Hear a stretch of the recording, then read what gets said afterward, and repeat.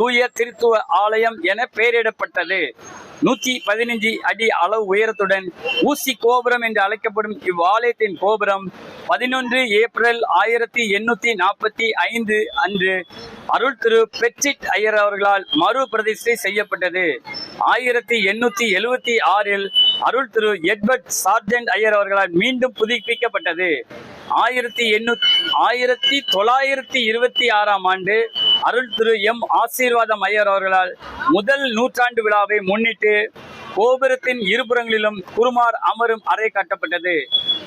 1932 Arul Thiru CD Simeon Iyer அவர்களால் இந்த ஆலயம் விஸ்தரிக்கப்பட்டு சிலுவை வடிவில் கட்டப்பட்டது.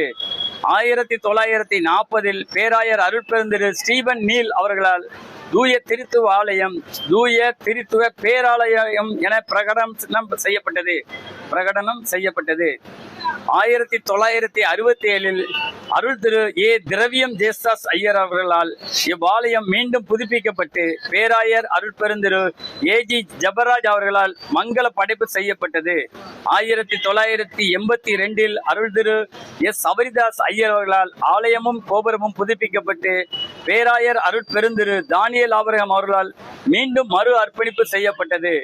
1992 ஆண்டு அருள் திரு ஜி சிம்சன் சிகாமணி ஐயர் அவர்களால் ஆலய விஸ்தரிப்புக்காக அடிக்கல் நாட்டப்பட்டு 1996 ஆண்டு அருள் திரு ஜே எஸ் ஆனந்த் ஆசிரியர் ஐயர் அவர்களால் ஆலயத்தின் ஆல்டர் பகுதி மற்றும் முன்பகுதி 21,118 சதுர அடி அளவில் விரிவாக்கம் செய்யப்பட்டு 1998 மே திங்கள் 1ஆம் நாள் பேராயர் அருட்பெருந்திரு ஜேசன் எஸ் தர்மராஜ் அவர்களால் மறு பிரதிஷ்டை செய்யப்பட்டது. 2014 ஆண்டு ஆலயத்தின் நடுப்பகுதி அருள் திரு ஜே.ஐ.இ. சுதர்சன் ஐயர் அவர்களால் மீண்டும் விரிவாக்கம் செய்யப்பட்டு 1/5/2015 அன்று பேராயர் அருட்பெருந்திரு அறிவர் ஜே கிருஷ்ணதாஸ் அவர்களால் மறு பிரதிஷ்டை செய்யப்பட்டது.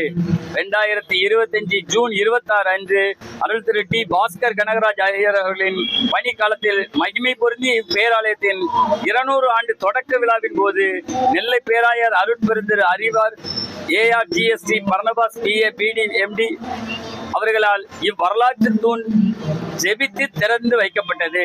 தேவனுக்கே மகிமை உண்டாவதாக.